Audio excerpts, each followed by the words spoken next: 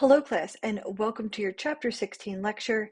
Today we're going to be discussing drug use in subcultures of special populations. The learning objectives for this lesson are that by the end, you should be able to know which drugs are most likely to be abused by athletes and why, describe the use of drug testing in athletic competitions, describe the purpose and goals of the Adolescents Training and Learning to Avoid Steroids Prevention Program, explain three major ways the history of drug abuse among women differs from that of men. Explain the major reasons why adolescents use substances of abuse. Explain which types of parents are more likely to raise drug-abusing adolescents. List the types of drugs adolescents are most likely to abuse. List two major findings from research regarding drug use by college students. Explain how drug abuse contributes to the spread of HIV and AIDS. Know how the use of alcohol and other drugs is presented in popular movies and songs. And to understand how users can access the internet to purchase licit and illicit types of drugs. So we're going to begin with a little introduction on what subcultures are. So a subculture is defined as a special population or subgroup whose members share similar values, attitudes, and patterns of related behaviors that differ from those of other subcultures in the larger population. So if we look at the different internal and external subcultural forces that affect a user and a person who would abuse drugs, we see that shared in-group attitudes would be an internal force, whereas preoccupation with law enforcement or preoccupation regarding drug supply, as well as preoccupation with being seen using the drugs or acting high from the use of the drugs, are external subcultural forces. Other internal forces include compatibility with other members of that group, having shared attitudes that are favorable toward drug use, being addicted or a habitual drug user, and even secrecy regarding that drug use. So a subculture can be clearly defined from either an outsider's perspective, but not from an insider's perspective.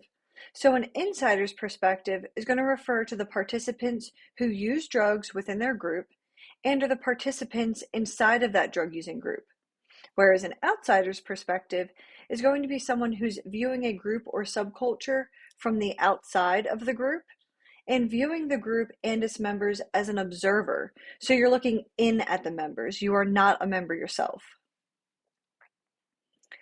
So the few drug-using subcultures that we're going to look at are athletes, women, adolescents, college students, those who are affected by HIV and AIDS, professional actors, actresses, and music celebrities.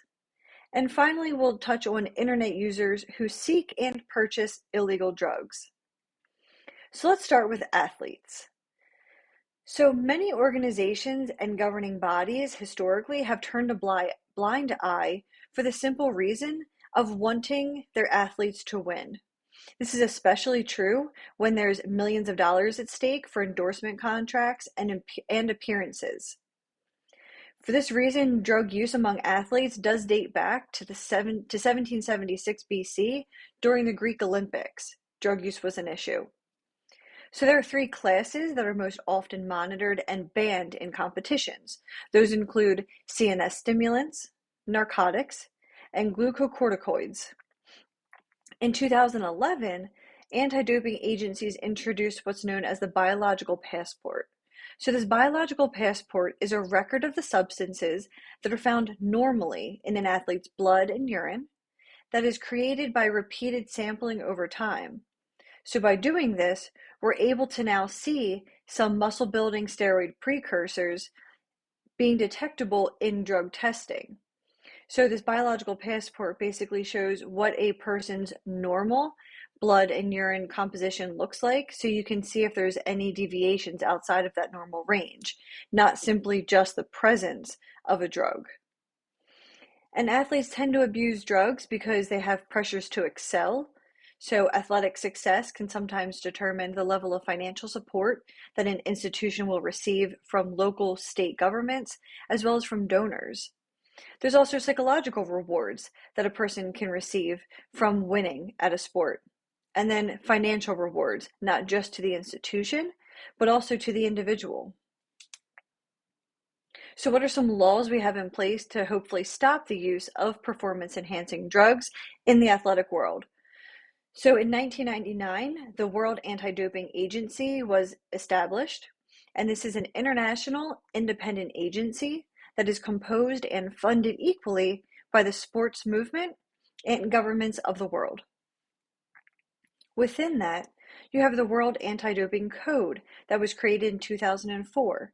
So this is the core document that harmonizes anti-doping policies, rules, and regulations within sport organizations and among public authorities around the world. It works in conjunction with 5 international standards that aim to foster consistency among anti-doping organizations in a number of areas, such as testing, laboratories, therapeutic use exemptions, and the list of prohibited substances and methods. It also offers protection of privacy and personal information. We also have ADEL, or the Anti-Doping Education and Learning Platform, which is the central hub for WADA's e-learning courses and educational resources. So ADEL supports the anti-doping community by providing training solutions for athletes, their support personnel, and other stakeholders. Similarly, we have this system of ADAMS, which is the Anti-Doping Administration and Management System.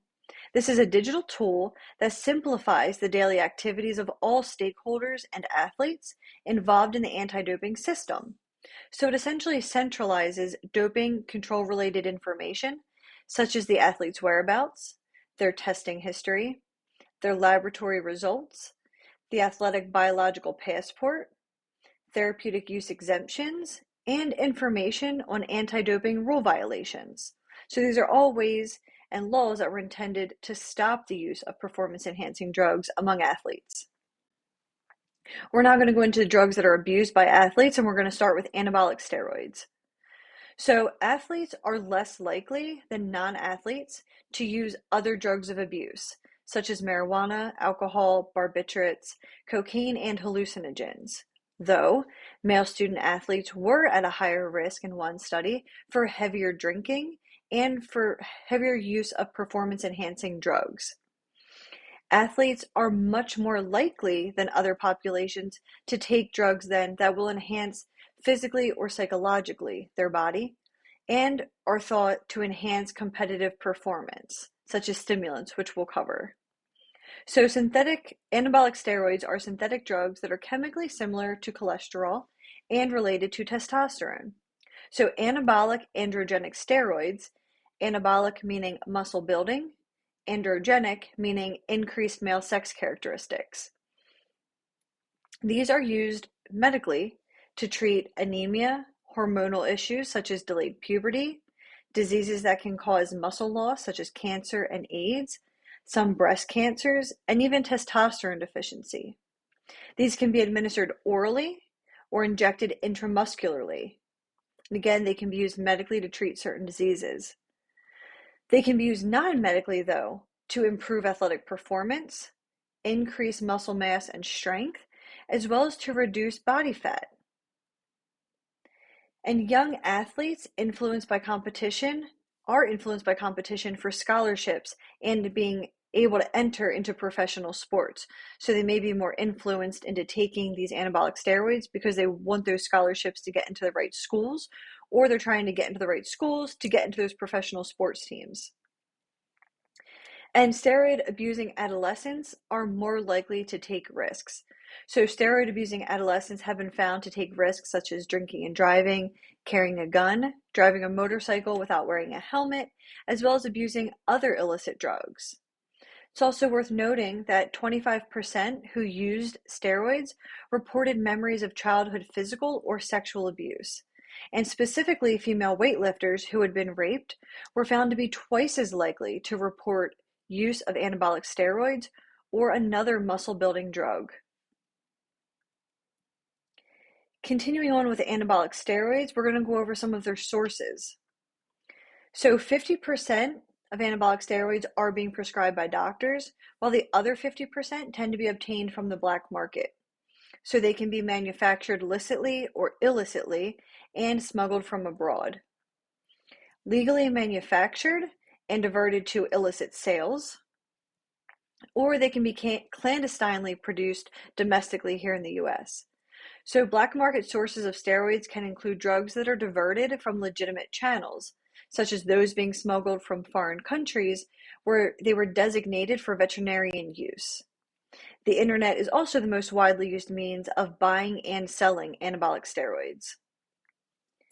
When we look at the different patterns of abuse, geographical factors do not influence use among athletes. Football players tend to have the highest use, while track athletes tend to have the lowest. Though if we look at the 2012 Olympic Games, those in the cycling sport had the highest rates of use, with boxers having the second highest rate of use. And interestingly, athletes will self-report that they use anabolic steroids at rates 3 times higher than other reported findings that are not self-report. So if we look at a few different types of patterns of abuse, these are going to depend on the sport. So for example, power athletes are going to prefer stacking, while bodybuilders may prefer cycling their steroids. So let's go through what these mean. Stacking is combining 2 or more different steroids and mixing oral with injectables. Cycling is going to refer to taking multiple doses for a period of time, stopping that drug use, and then restarting. Plateauing is alternating, overlapping, or subbing an anabolic steroid with another steroid to avoid developing a tolerance to the anabolic steroids. And then we have pyramiding, which is slowly increasing the dose or frequency of misuse, reaching a peak amount, and then gradually tapering off to no use. Additionally, an array of other drugs are usually taken with anabolic steroids to combat the unwanted side effects that come along with it. So there's a few strategies to avoid detection that athletes would use.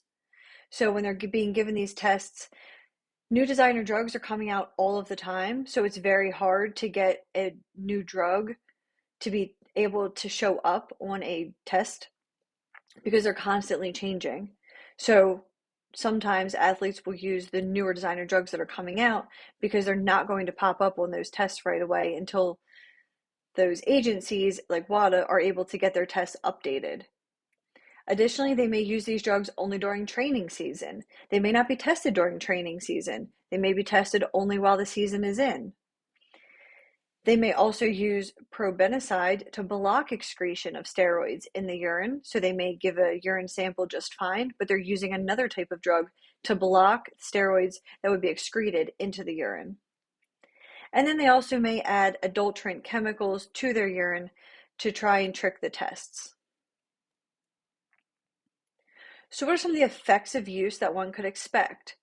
The first we're going to discuss is muscle dysmorphia. So this is a behavioral syndrome that causes individuals to have a distorted image of their bodies, perceiving themselves as looking small and weak, even when they actually may be large and very muscular. There can also be psychological dependence that can easily lead to substance use disorder. So one of those psychological dependencies could look like muscle dysmorphia. So psychologically, you feel like you need to continue using these drugs because you only feel good about yourself when you're more muscular and larger. The adverse effects of these steroids are going to depend on the age of the individual as well as their sex, in addition to the type, amount, and duration of anabolic steroid use. So for boys, effects of use can look like early sexual development, acne, and stunted growth. While in girls and women, they can show permanent physical changes such as voice deepening, increased facial and body hair, menstrual irregularities, male pattern baldness, and even lengthening of the clitoris. Whereas in men, they may have shrunken testicles, a reduced sperm count, enlargement of the male breast tissue, they could become sterile, and it could also increase the risk of prostate cancer. When we look at men and women, some of the similar effects it can have on both would include high cholesterol levels, which may increase the risk of coronary artery disease, strokes, and heart attacks. We may also see acne and fluid retention in both men and women. There's also the risk of contracting HIV and AIDS, or hepatitis B or C, as well as bacterial infections, specifically when you're using the method of injection. Person can become irritable, have outbursts of anger and mania, even psychosis and major depression. Other unwanted side effects can include persistent unpleasant breath odor, and even swelling of the feet or lower limbs as a result of that fluid retention. So what laws and penalties do we have in place for those who choose to use anabolic steroids? So the Anabolic Steroids Control Act of 1990 placed anabolic steroids into the Schedule III of the Controlled Substances Act as of 1991, making possession or sale illegal. So when we look at some federal penalties for simple possession, you'll see that a first offense will gain you 1 year in prison and up to $1,000 fine, whereas your third or more offense of simple possession can result in 3 years in prison and a minimum of a $5,000 fine. When we look at trafficking of anabolic steroids, for your first offense, you can receive a maximum of 5 years in prison and up to a $250,000 fine, while your second offense will double that. So it's just not worth it. But you can see why it's a very profitable and lucrative business. Now we're going to cover stimulants, which are abused by athletes at times. Specifically, amphetamines and cocaine are thought to improve athletic skills. However, there is an argument whether they're actually improving athletic skills or it's merely the perception of the athlete that they're being improved, because these drugs are believed to promote quickness, enhance endurance, delay fatigue, increase self-confidence and aggression, and even mask pain. So do stimulants actually make their athletic skills better, or is their pain being masked? Is their fatigue being delayed so they're able to perform better because of these effects? Additionally, high doses can cause nervousness, tremors, restlessness, and even interfere with one's sleep. Concentration can be impaired, and dehydration can be accelerated. So in high doses, athletes are actually going to experience the exact opposite effects of what they're attempting to achieve.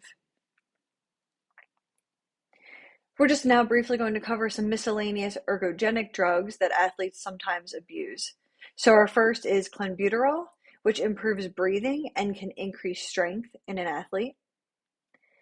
Erythropoietin can actually stimulate the production of red blood cells and enhance oxygen use, as well as increase energy. This drug also can thicken the blood and elevate one's risk for blood clots, heart attacks, and stroke. Looking at the human growth factor and human growth hormone, these are naturally secreted by the pituitary gland at the base of the brain to achieve normal growth potential of muscles, bones, and internal organs. Though these can be abused by athletes to enhance that. So commercially prepared HGH is indistinguishable from naturally occurring HGF. So it's very hard to tell on tests which one is happening. This can also lead to abnormal growth patterns, diabetes, thyroid gland problems, heart disease, and even loss of sex drive. We then have adrenergic blockers. So this would reduce one's heart rate. Someone can show signs of nervousness and even hand tremors when taking this drug. And then we have GHB, which can actually cause headaches, nausea and vomiting, muscle jerking, and even short-term coma. But athletes will abuse this because it can increase muscle mass and strength, and it can cause a euphoria and increase the release of growth hormones. So how do we prevent abuse? Well, we're going to discuss the ATLAS program, or the Adolescent Training and Learning to Avoid Steroids program, which is one of the most successful prevention programs. It is designed to lower use among high school athletes and emphasizes the negative impact on immediate sports performance. This is done through a 7-session classroom curriculum, including the classroom, which is a highly interactive sessions that explore the effects of steroids, the elements of sports nutrition, and strength training alternatives to steroid use. You also have weight training, which is going to teach the students proper weight training techniques. And then parent information, which includes discussions and information sessions with the parents. So we have positive outcomes for those who have attended this program. Those positive outcomes include the student knowing more about proper exercise, having a clear understanding of the dangers of using steroids, and they became much more sensitized to the harmful effects of such drugs. They also held more unfavorable views of others' use of anabolic steroids, and they were more likely to avoid unhealthy eating. So prevention is one of the best methods to preventing abuse. All right, so now we're going to jump into women and looking at drug use among women. So there are sex differences that result from biology when we talk about drug use among women as compared to men. So these sex-related issues are going to be related to hormones, a woman's menstrual cycle, fertility, pregnancy, breastfeeding, and menopause that can impact a woman's struggles with drug abuse. We then have gender differences. These are going to be based on culturally defined roles for men and women. So know the differences between sex differences and gender differences. So women tend to use drugs for different reasons, including weight control, fighting exhaustion, coping with menstrual and pregnancy pain, as well as self-treating mental health problems. So overall, illicit drug use is lower in women than it is in men, and men are 2 times as likely to use most drugs and are more likely to extreme binge drink. Though amphetamine use is higher in 8th grade females than it is in 8th grade males, but then by 12th grade, amphetamine use becomes higher in males. And when we look at male and females between the 8th and 12th grade, use of drugs is roughly at the same rate, though 12th grade males, alcohol use does tend to be higher. Women also most commonly abuse alcohol, cigarettes, and illicit drugs other than marijuana. And when seeking treatment, the most common primary substance that the treatment providers see in descending order include first alcohol, then heroin, marijuana, and prescription pain relievers. Women are also less likely to initiate drug use, but they will start drug use earlier and are more susceptible to developing an addiction. Women are also more vulnerable to drug-related pathologies such as liver and cardiovascular diseases. Women are also more exposed to sexual and physical abuse and sexually transmitted diseases. So 70% of women in drug abuse treatment report having histories of physical and sexual abuse, with these victimizations beginning before the age of 11 and occurring repeatedly. Women also become addicted more quickly to drugs, also known as telescoping. So this simply is defined as becoming quickly addicted to a drug after the first introduction. Women also tend to relapse at higher rates and suffer more serious consequences to their health, occupational status, relationships, and finances because there's a double standard when it comes to drug addiction. Women are perceived as being less tolerant, and they report feeling shame or embarrassment and are typically more secluded than men would be. Also, due to unique socioeconomic and family roles, women are more vulnerable to emotional disruptions that result from divorce, loneliness, and professional failures. So if a family member's dependence sometimes is viewed as being a failure of the wife or mother in the family. And your book talks about an example of someone may say, if she would have maintained a good home, then this wouldn't have happened. If she would have been a good wife, her husband would not be an alcoholic. If she would have been a good mother, her son would not be addicted to heroin.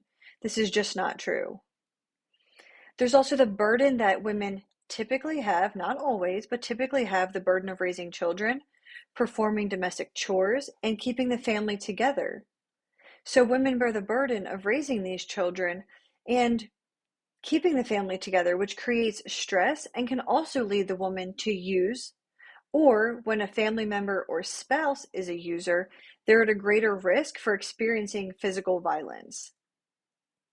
And again, female addicts tend to be more secluded, so they may be shy and reclusive, alienated and lacking self-esteem, as well as being retrospective.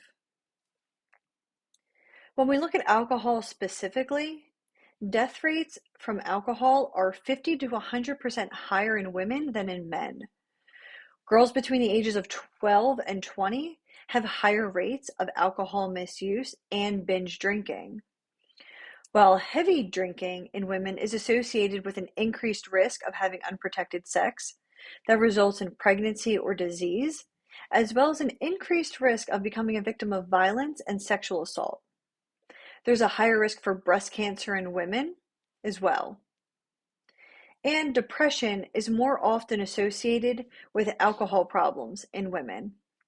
So, drinking alcohol long term is more likely to damage a woman's health, but women are less likely to develop severe alcohol dependence, and they typically initiate drinking patterns later in life. Alcoholic males' drinking is perceived as being caused by stressors of work and family, while a woman's are going to be perceived as her being weak or immoral. So again, males' alcoholism may be excused more because it's perceived as being caused by frustrating work conditions, family demands, economic pressures, or the so-called nagging wife and children. Again, women who have drinking problems are often perceived as just being spoiled or pampered and weak or immoral. Liver disease is also more common in women and can occur at younger ages because of the slower alcohol metabolism in the stomach and liver, causing more alcohol to reach the brain and other organs, in addition to the prolonged exposure to the drug following consumption that women have compared to men. And finally, the environment is a major contributing factor to excessive alcohol use in women. So, depression, stress, and trauma can all encourage alcohol use.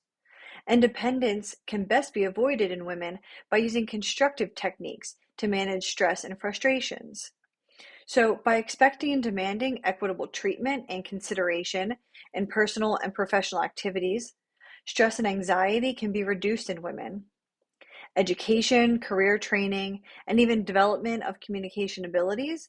Your book talks about being particularly important in establishing a sense of self-worth in the woman. So, with these skills and a newfound confidence, women are then better able to manage their problems that are associated in their lives and less likely to resort to using drugs as an escape. It's also important to note that statistics show that Black women abstain from alcohol more than white women do. Now we're going to discuss specifically prescription drugs and the sex and gender differences. So 2/3 of all tranquilizers are being prescribed to women. Other drugs include sedatives, painkillers, and stimulants. Women are more likely to take and become addicted to prescription drugs that are used in treating mental health disorders or mental and physical injuries from both physical and sexual abuse. So some of these mental disorders can include depression, anxiety, and panic attacks. 1 in 4 women who are over the age of 60 will take at least one of the following types of prescription drugs, either a sedative, an antidepressant, or an anti-anxiety drug. Excessive use of these drugs by older women results in side effects, though, such as insomnia, mood fluctuations, and disruptions of cognitive and motor functions. So, looking at a woman's response to drugs, traditionally women have been underrepresented in clinical trials.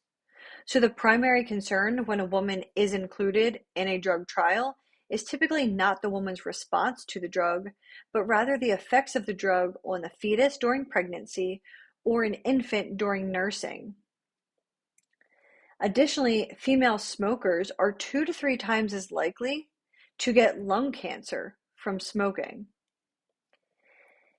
And it's interesting to know that women actually respond to this kappa opioid, which is a painkiller that is ineffective in men. So it's important that we're including women in these drug clinical trials because these drugs do affect women differently, again, because of those sex and gender differences.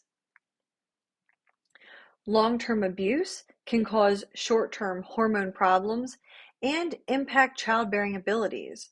So, cocaine use can increase the likelihood of a miscarriage when it's used during pregnancy. This is because of its vasoconstrictor effects. So, cocaine may deprive the fetal brain of oxygen, which results in strokes and permanent physical and mental damage to the child. Though it's also been argued that cigarette smoking during pregnancy can pose an even greater risk than cocaine can, because cigarette smoking interferes with blood flow to the fetus, deprives it of oxygen and nutrition, and disrupts development of the fetus's organs. Children can be born too early, be born with a low birth weight, have SIDS, or even a cleft lip or palate. So some of these other long-term abuses that we can look at can include having the fetus addicted to the drugs, those physical or mental disabilities, fetal alcohol syndrome, and even unwanted pregnancies and exposure to sexually transmitted infections or diseases. So what does the treatment look like for a woman? Well, women first are less likely to seek treatment. So women who are drug dependent are more likely to be unemployed and to receive public support. So they may feel that they're too essential to their family to take the time away to seek treatment. Additionally, treatment centers are not well designed to handle the unique health requirements of females, and the treatment may be unaffordable. Women are more likely to relapse when their romantic partners use substances. So treatment for a woman must include female-sensitive services, non-punitive and non-coercive treatment that incorporates supportive behavioral change approaches. So females may lack important coping skills, they need to develop communication and assertiveness skills, and also to be encouraged to control the situations that they're in. They also need treatment for a wide array of mental, medical, and psychosocial problems. So their women's health needs are greater, such as they have more frequent respiratory, genitourinary, and circulatory problems. Childcare may be an issue. So motherhood is viewed with very high regard and is often linked to a woman's self-esteem. So a woman needs to make sure that she has childcare for her children before she's going to be able to seek treatment. And it's important to know that 90% of female drug abusers are in their childbearing years. So this is a huge concern. They also need a supportive network-based therapy, or we can look at alternative therapy types, such as exercising, relaxing, visual imagery, being engaged in personal hobbies, or even outside interests that require the woman's active participation. And finally, the best treatment for drug addiction in women, just as it is in every other population, is prevention. So older women tend to suffer from loneliness, isolation, or depression. So it's better to encourage them to participate in outside interests, such as those hobbies or service activities, to keep them busy, to give them that self-esteem and that satisfaction, to get them in touch with other people so they're not lonely and depressed. Social support should also come from family, friends, and neighbors, and even looking at non-medical approaches. So now we'll move on to adolescence. When we look at drug use in adolescence, there are sociobiological changes that occur. So from ages 13 through 18, adolescents are more likely to experience heightened psychological, social, and biological changes. The body is stretching and growing, and hormonal changes are happening. So an adolescent may be confused about their worth to their family, peers, and society, or even their cultural status because it's poorly defined. We say, you're a teenager, you need to be responsible for XYZ, but you can't vote. You can't legally buy cigarettes. You can't legally buy alcohol. You can't legally sign contracts. So they're in this limbo stage, which can cause some cultural status frustration. So sociobiological changes are defined as the belief that biological forces, largely your genes, have a direct influence on the root cause of social psychological behavior. So youth tend to experience low self-esteem, depression, feelings of alienation, and even emotional disturbances. Some youth will deal with this and cope well, while others do not and or don't ask for help, which can then lead to drug use, even delinquency, and violence to relieve those feelings. Adolescents who abuse drugs often have co-occurring mental health problems such as ADHD, ODD, conduct disorder, and depressive or anxiety disorders. So they may be using to self-treat their mental health problems. And then we have a few developmental stages for drug-using adolescents. So typically an adolescent will start in the identity diffusion. So they have not yet made a commitment to any particular identity. They may then move into identity foreclosure, where they're going to commit to an identity prematurely without exploring other choices. They may then move into a third stage of identity moratorium, which is a stage of active exploration that's coupled with low commitment to a particular identity. So they're actively exploring who they are, but they may loosely commit to one identity. And fourth, identity achievement. This is when the youth has had an opportunity to closely explore an identity and then choose that identity with a very high degree of commitment. So why do adolescents use drugs? There is a number of reasons listed here. So youth who are bored are 50% more likely to drink alcohol, get drunk, smoke, and use illegal drugs. Those who have $25 or more a week in spending money, as well as those who are highly stressed, are 2 times as likely to smoke, drink, or use drugs.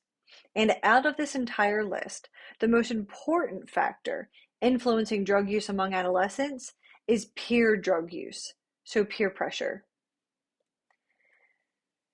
Adolescents are also more likely to use drugs if other members of their family are either excessive in their drug use consumption, whether it's legal or illegal, approve of the use of illicit drugs, or use drugs as problem-solving strategies. So adolescents then see, oh, my mom drinks wine when she's stressed out. So whether it's consciously or subconsciously, they're seeing that behavior. One study actually showed that 20% of a 600 teen sample in drug treatment had used drugs with their parents, while 5% were introduced to drugs by their parents. So family bonding can be highly correlated with educational commitment and non-drug use when those parents or family members are not doing some of the things we just stated. Alcoholic adolescents usually have at least one parent that is an alcoholic, which means that parent is going to be a negative role model. They may be disruptive or abusive, and even create fear or embarrassment in the child. You have those who are non-consuming and condemning. So they're non-consuming, they're not using drugs, and they condemn the use of drugs. They can be judgmental and have a very rigid, moralistic approach to life. We have those parents that are hypercritical. So they may continually, incessantly be critical of their children, pushing them to accomplish goals either beyond their abilities or beyond that which they themselves have achieved. And then we have the overly protective parent. So this is one who is going to hover over their child to the point where the child is not able to learn from their mistakes. Additionally, drug-using adolescents are more likely to be involved in criminal activity at earlier ages, to have other members of the family who abuse drugs, be associated with a dysfunctional family that engages in emotional or physical abuse of its members, and to begin drug use because of curiosity or because of that peer pressure we spoke of. So let's look at some data on adolescent drug use. So prescription drugs are the most commonly abused, such as opioid pain relievers, stimulants for treating ADHD, and CNS depressants for relieving anxiety. White students actually have the highest lifetime and annual prevalence levels. Looking at the 12th grade percentage of students who use the following drugs, you'll see that nearly 50% reported using any illicit drug. Alcohol was reported by about 59% of 12th grade students. And those who abused prescription drugs was around 15%. So why do teens abuse prescription drugs? They abuse these drugs because they're widely available. They're typically free or inexpensive to obtain, and they're believed to be less risky than street drugs because they're prescribed. So some of the different sources where adolescents obtain these drugs can include being given for free by a friend or a relative, being bought from a friend or a relative, or a drug dealer or stranger, even just taking them from these friends and relatives without asking. Each year, more teens die from prescription drugs than both heroin and cocaine combined. And as we've previously talked about, over-the-counter as well as prescription cough and cold medicines are sometimes abused by adolescents for their psychoactive ingredients when they're being taken in high doses. So what are some consequences and coincidental problems of adolescent drug use? Well, adolescent drug use is a symptom and not a cause of personal social maladjustment. Routine use can contribute to school and social failures, unintended injuries, criminal and violent behavior, sexual risk-taking, depression, and even suicide. So let's look at suicide a little more closely. So I want everyone to know this number here. It's a good number to keep on hand for you, a friend, or a family member. 988 is the Suicide and Crisis Lifeline. You can call this number 24/7 and receive immediate assistance if you're having those types of feelings. So let's look at adolescent suicide. The teen suicide rate has doubled since 1980. It is now the third leading cause of death for those between the ages of 15 and 24 years, and the sixth leading cause of death for youth between the ages of 5 and 14. White males between the ages of 14 and 20 are going to be most likely to commit suicide. Drugs are also often a contributing factor. So while there's no cause and effect relationship between suicide and drug use, drugs are often contributing factors. There's also a high correlation between acute suicidal behavior and drug use. So adolescent alcoholics' suicide rate is actually 58 times higher than the national average. And the incidence of suicide in drug-consuming adolescents may be high because both types of behavior are the consequence of an inability to develop fundamental adult attributes of confidence, self-esteem, and independence. So when we look at this, there's between 20 and 36% of suicide victims that have a history of alcohol abuse or were drinking shortly before their suicide. Let's just look at alcohol use a little more closely now, looking at why alcohol poses the greatest risk. And it poses the greatest risk mostly because of its availability.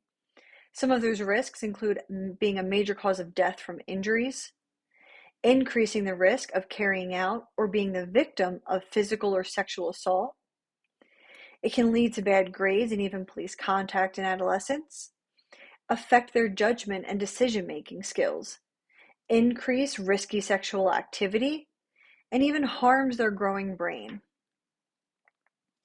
So going back now to some additional consequences and coincidental problems from adolescent drug use, we're going to discuss sexual violence and drugs. So drug use can remove both the physical and psychological inhibitors that keep people from acting out violently. So drugs can sometimes be an excuse for criminal behavior.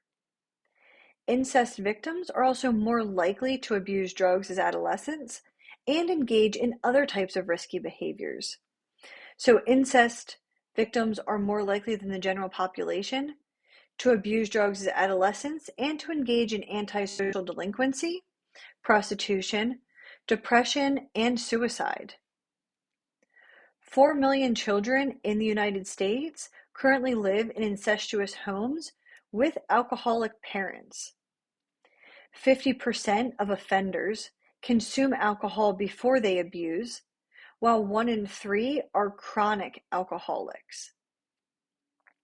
Additionally, 42% of drug-abusing female adolescents have been victims of sexual abuse, and 85% of child molesters were they themselves sexually abused as children. So you can see the high coincidence here and correlation between alcohol use and sexual violence. Now we're going to move on and look at how drugs and gangs correlate. So there are currently at least 30,000 gangs and 800,000 active members in the United States today that come from urban, rural, and suburban areas. In 2009, 20% of students between the ages of 12 and 18 reported that gangs were present at their schools. And a recent survey showed that 50% of all public school students report drug use or sales on their school grounds. So children often join gangs for a number of reasons, either because of neglect by their parents, they may lack positive role models, lack adequate adult supervision, because of peer pressure, even low self-esteem, or the perceived easy acquisition of money from gang-related activities. So a strong family environment and guidance from respected parents and guardians are deterrents of children joining gangs, while those who come from dysfunctional, broken, or single-parent homes are typically estranged from their families and they want to feel accepted. So those gangs are offering to these adolescents fellowship, camaraderie, a sense of identity and recognition, a sense of belonging. They may be a family substitute and role models for that child. They offer security and protection, and even money and financial gain from those gang-related activities. It's important to know that nationally affiliated street gangs pose the greatest threat to society because they smuggle, produce, transport, and distribute large amounts of illicit drugs, and they tend to be extremely violent. So there are a few methods that we can use to prevent adolescent gang involvement. They include encouraging parental awareness of gangs, so making parents aware that gangs even exist in the first place and that it's a concern. Providing teens with alternative participation in organizations and groups that are pro-social. Helping children to develop coping skills so that they don't try and reach out to gangs. And educating children on gang-related problems, educating them on the negative impacts and effects of joining a gang. So then how do we prevent, intervene, or treat adolescent drug problems? Well, primary prevention is going to be the best treatment for drug abuse, but it may be unrealistic. So for example, total abstinence is one technique, but that may be unrealistic. Informational scare tactics are also not very effective as primary prevention. Instead, what we should do is encourage involvement in formal social groups, structured activities, even clubs and organizations. Then secondary prevention techniques. Note the importance of recognizing when drug use in adolescence moves from experimental or social use to the early stages of being problem use. So we should teach adolescents about the early signs of abuse, how to assist peers and family members who have a drug problem, and tell them how and where help is available for those who have a drug problem. So there's no single best approach to treating adolescent drug problems. Inpatient tends to be expensive, and it simply creates a temporary artificial environment. So their behavior is going to be tightly monitored and controlled. So it may be easy for them to stop their drug use because they're being so tightly monitored and controlled. They don't have their peers influencing them. They don't have the environment influencing them, or their parents in some cases. So a more practical approach then is going to be to allow the youth to remain in their natural environment so that they can learn life skills in their natural setting of the home, school, and community. You also want to improve the drug abusing adolescents' environment. So by removing them from the gang or the gang from them and removing their drug abusing friends. Encouraging life changes. So life changes that eliminate access to and use of drugs. Group sessions are very helpful for adolescents where they can talk about their experiences and their problems and know that they're not alone in what they're experiencing. They can also, through these group sessions, see how others have been able to stop their drug use and who have been successful, and they can share their success stories with these adolescents. Finally, we can look into holistic therapies such as acupuncture, homeotherapy, even massage or aromatherapy, as well as yoga and proper nutrition. So now we'll touch on college students and drug use in college students. So what these charts here show, you'll notice in the non-college youth and the college students boxes, what these are going to describe are the higher rates among that particular group as compared to the other. For example, under the non-college youth box, you see that it says non-prescription drug use of cigarettes, methamphetamines, hallucinogens, LSD, and sedatives. This use is higher in non-college youth as compared to college students. It's also higher use among women than men for illicit drug use in non-college youth. Looking over to the college students, they have a higher prevalence of binge drinking and reported to have been drunk in prior 30 days. They have higher rates of alcohol, amphetamine, Adderall, hallucinogens, MDMA, and cocaine use. They also have higher rates of vaping marijuana. So among college students, there are similar rates of use between men and women of any illicit drug, though men are more frequent users of alcohol and amphetamines and tend to be more likely to vape marijuana and nicotine. The box in the middle shows that they're both typically extreme binge drinkers, and they have the same rates of illicit drug use. So what are some reasons that college students tend to use drugs? So it may break the ice, it may enhance their social activity, it also gives people something to do, gives them something to talk about. I'm just looking at my larger screen over here. It can also improve peer bonding, facilitate sex, and even make it easier to deal with stress. And these were all reported by college students. So when we look at the percentage of students' past year use, we see alcohol is the highest, marijuana is next, and then illegal drugs other than marijuana at about 11%. So taking a look at now the patterns of alcohol and drug use in college students. So now more students are drinking to get drunk. They're also choosing hard liquor over beer and drinking before social events more than they were in the past. Alcohol has been associated with alcoholism, poor academic performance, drinking and driving, and even criminalistic behavior. So there's higher rates of death, assault, injury, sexual assault, and unsafe sex, even police involvement for things such as property damage, and health problems or suicide attempts. Students who use alcohol also may miss class more frequently, perform poorly on exams and papers, and receive lower grades overall. There are two major drinking patterns that emerge. So there's one being drinking related to impulsivity, disinhibition, and sensation seeking. And then there's that drinking that is to manage negative emotional states. Interestingly, drug use during a typical month in senior year of high school is the best predictor of a first-year college student using drugs. Marijuana use does typically tend, though, to decrease from high school to college. So students who have a preponderance of sensation-seeking predispositions or risk-taking were more likely to drink more frequently, consume greater quantities of alcohol, and experience negative outcomes from drinking. They may have also experienced a more lacks of control. So to help with this, some colleges have created dorms for non-drug using students. So in 1988, Rutgers University created one of the first dormitories for students who were recovering addicts or those who simply wanted to stay away from the alcohol-charged atmospheres of the conventional dorms.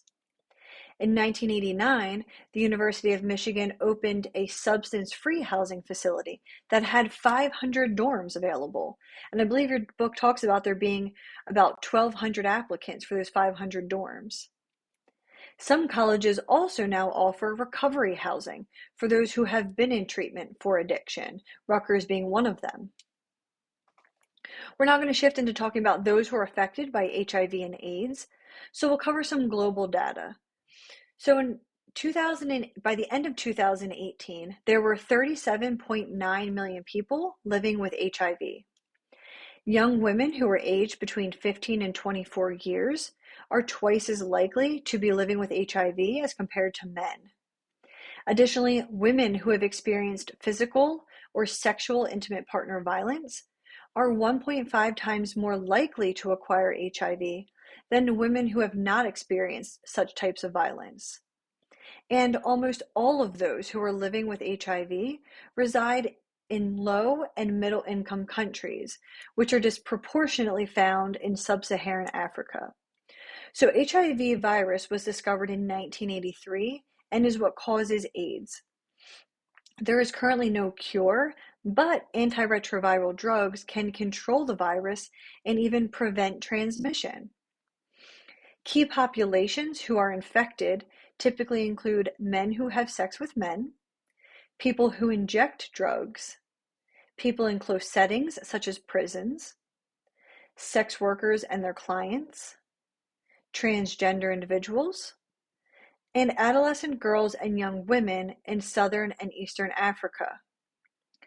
So some of the routes of transmission include blood, semen, and vaginal fluid. So people who inject drugs actually account for 7% of all HIV diagnoses in the United States in 2020. And Blacks or African Americans, as well as Hispanics and Latinos, are disproportionately affected by HIV. So when we look at Blacks and African Americans, they make up 13% of the population, but 42% of those with HIV diagnoses. Similarly, Hispanics and Latinos represent only 18% of the population, but 27% of those with HIV. So AIDS is a disease that breaks down the body's immune system by making it unable to fight off infections. So AIDS, which is caused by HIV, the body's immune system starts to break down and it can't fight off certain infections known as opportunistic infections, as well as other illnesses that take advantage of a weakened immune system. Symptoms, though, may not manifest for 8 to 10 years after an individual has been infected. Without treatment, severe illnesses can develop, such as tuberculosis, cryptococcal meningitis, bacterial infections, and even some cancers. So without treatment, the life expectancy of an individual is typically only 3 years. Some early signs that show of HIV syndrome include a fever, headache and fatigue, swollen lymph glands, even a sore throat, and a skin rash can present. So HIV lives and multiplies primarily in your white blood cells, which normally protect you from disease. So it's a progressive loss of the T helper or CD4 cells. So to be clinically diagnosed with HIV, a person must test positive for HIV and have experienced at least one AIDS-related infection or illness, or their CD4 cells count has reached or fallen below 200 cubic milliliters of blood. When we look at HIV specifically from drug use, individuals who are addicted to illicit drugs are the second largest risk group for contracting HIV.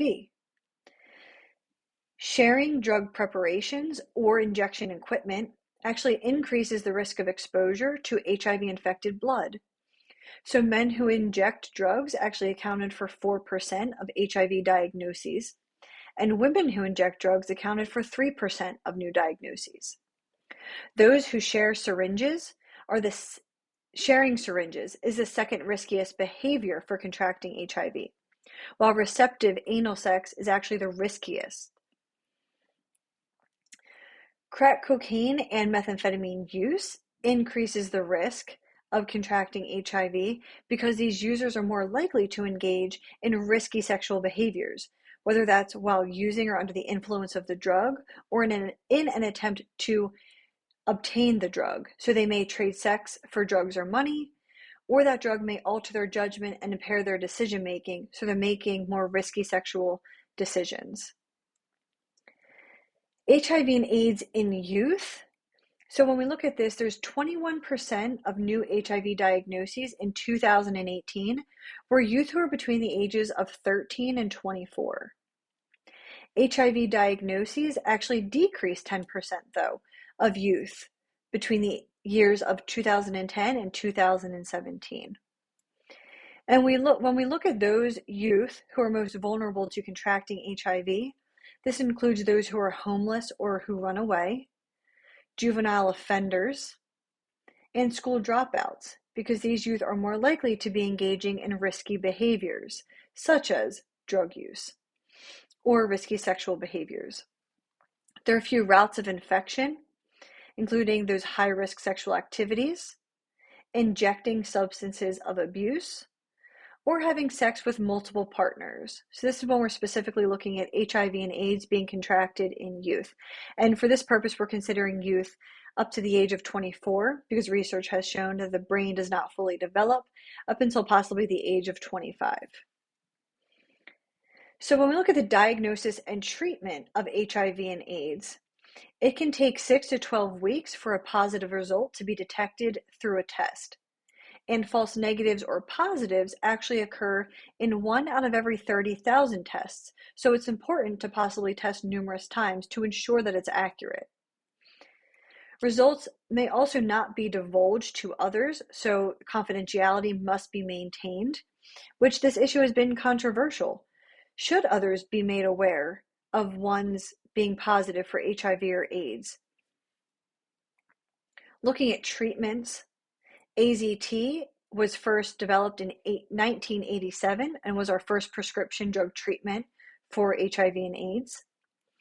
In 1996, protease inhibitors were developed, and those who had HIV saw miraculous remission when they combined these with AZT-type drugs. ART, or antiretroviral therapy, refers to maintaining a regimen of taking a combination of several antiretroviral medications to slow the rate at which HIV multiplies in the body. So it's important to know, though, that the risk of spreading infection with these drugs is still not zero, so prevention methods still have to be used. When we look at NRTIs specifically, this represents the latest class of drugs to treat HIV and AIDS diagnoses, falling under that ART category. And now we have HAART, which simply refers to highly active antiretroviral therapies. So maintaining a regimen of more recent types of medications to slow the rate at which HIV multiplies in the body.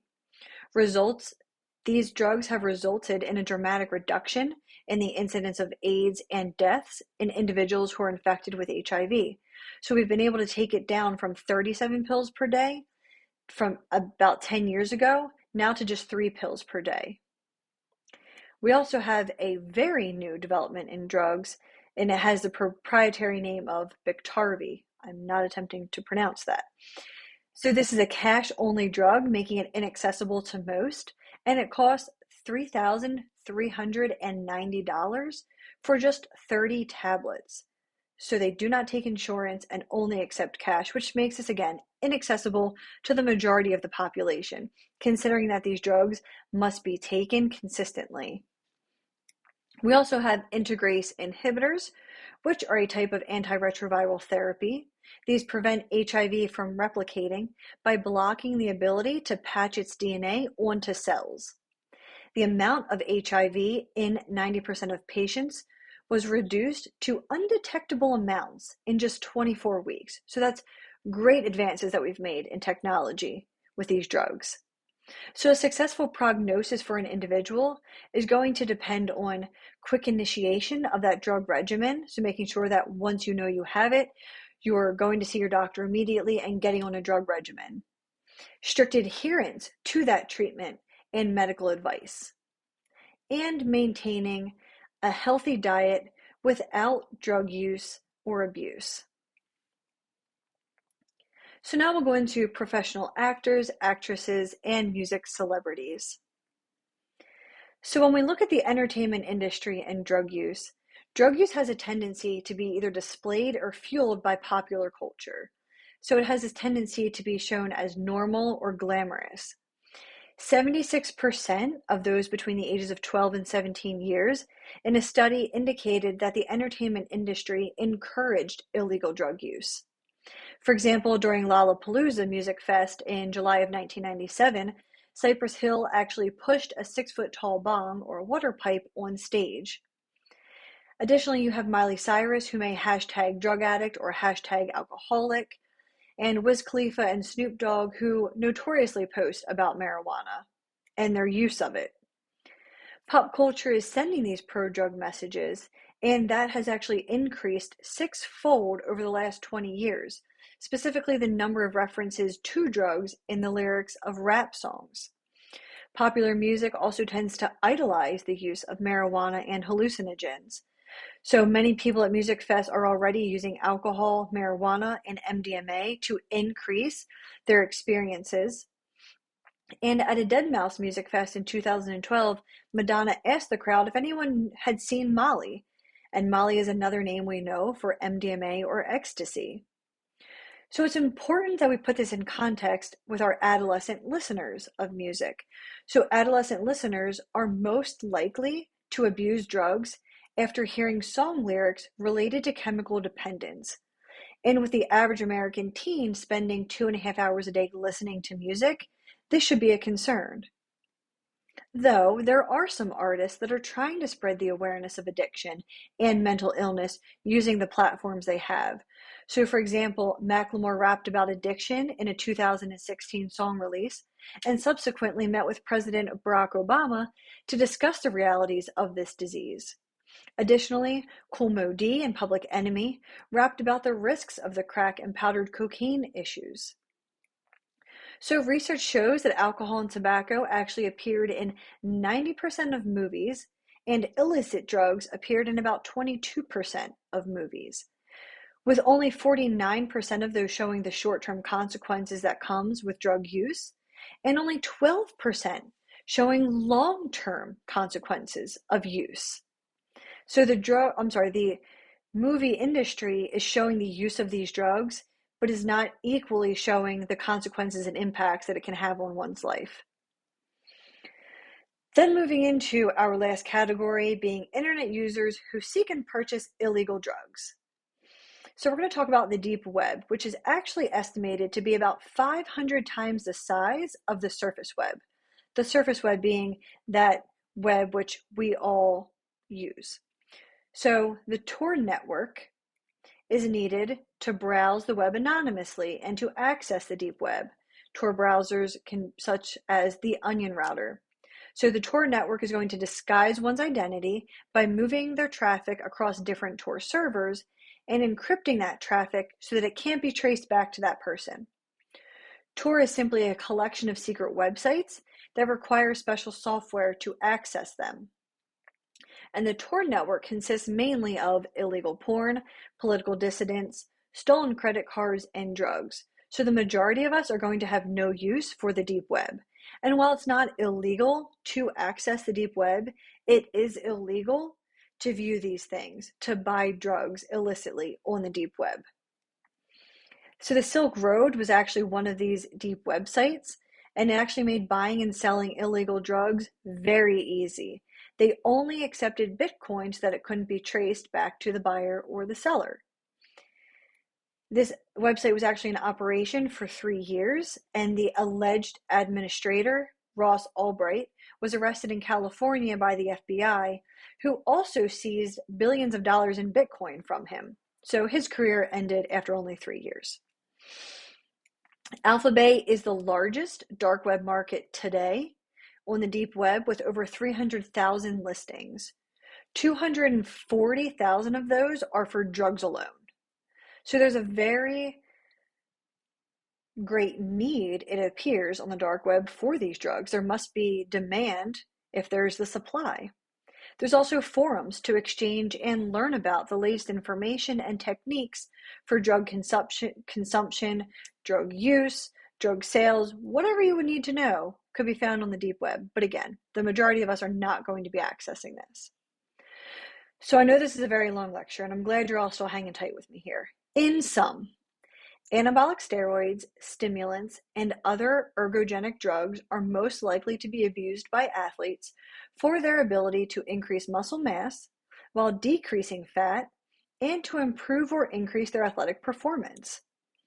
Drug testing is used in athletic competitions to ensure that athletes do not gain an unfair advantage over another, and biological passports are assisting in this drug testing process. The purpose of the Atlas Prevention Program is to promote drug prevention and healthy lifestyles among high school athletes through classroom instruction, weight training, and parent information sessions. The goal here is that drug use will be lowered for those students who participate in the program. Women who use drugs are uniquely affected by the sexual and gender differences, such that women become addicted more quickly, relapse at higher rates, suffer more serious consequences to their health, occupational status, relationships, and even finances. Adolescents will use substances of abuse often because they lack coping skills to deal with life's problems, they have dysfunctional families, possess poor self-images, feel socially and emotionally insecure. Parents are more likely to raise drug-abusing adolescents, are either drug abusers themselves or vehemently against recreational drug use, are overly demanding or authoritarian, or they're overly protective of their child, or they're unable to communicate effectively with their children. Adolescents are also most likely to abuse alcohol, marijuana, and prescription or over-the-counter drugs. Research shows that the best predictor of drug use by first-year college students is drug use during a typical month in their senior year of high school. And recreational drug use usually does not begin in college, but was established in high school. Drug abuse contributes to the spread of HIV and AIDS through the sharing of contaminated drug paraphernalia and risky sexual behaviors while under the influence of drugs or trading sex to acquire the drugs. The use of alcohol and other drugs is presented in popular movies and songs as being normal and glamorous, though recently the music industry is seeing a shift to include lyrics that discuss the dangers and pitfalls of drug use. And finally, users can access the internet to purchase licit and illicit types of drugs through software known as the Onion Router, which is used to access the Tor network, also known as the dark web. So that was your very long Chapter 16 lecture on drug use and abuse in special subpopulations. I hope everyone has a fantastic week, and as usual, please reach out if you have any questions.